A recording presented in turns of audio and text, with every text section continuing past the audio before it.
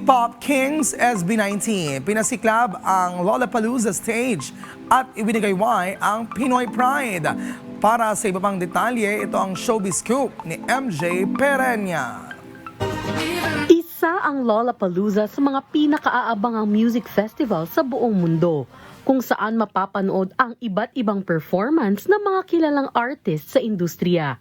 Ngayong taon, mas lalo pa itong naging special dahil for the first time ever ay may Pinoy artists na umapak sa entablado ng festival, ang P-Pop superstars na SB19.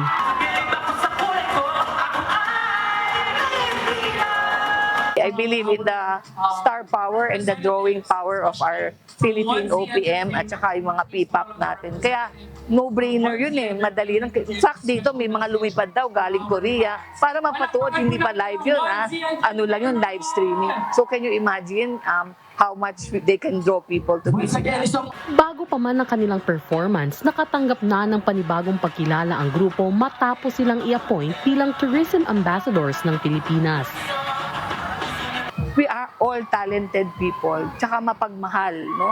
Tapos magalang, you know, they show in their songs yung kunyari love for family, their filial piety, etc. At saka wala silang discrimination, everybody is welcome. That's why they embody the Filipino spirit, Filipino ideals. Kung ano yung na-achieve ng SB19 ngayon, nakikilala din yung ibang OPM artists, hindi lang group, pero yung mga solo artists din from the Philippines. Dagdag pa ng Department of Tourism, ang SB19 ay one of the country's finest representatives of Filipino culture.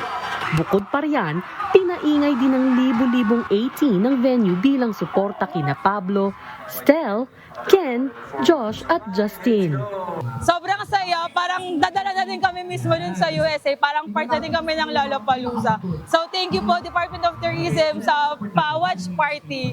From their first single titled Tila Luha hanggang sa kanilang latest album na Wakas at Simula, patuloy na pinatutunayan ng SB19 na walang tigil ang alab ng mga Pinoy. MJ Perenya para sa Talk Biz.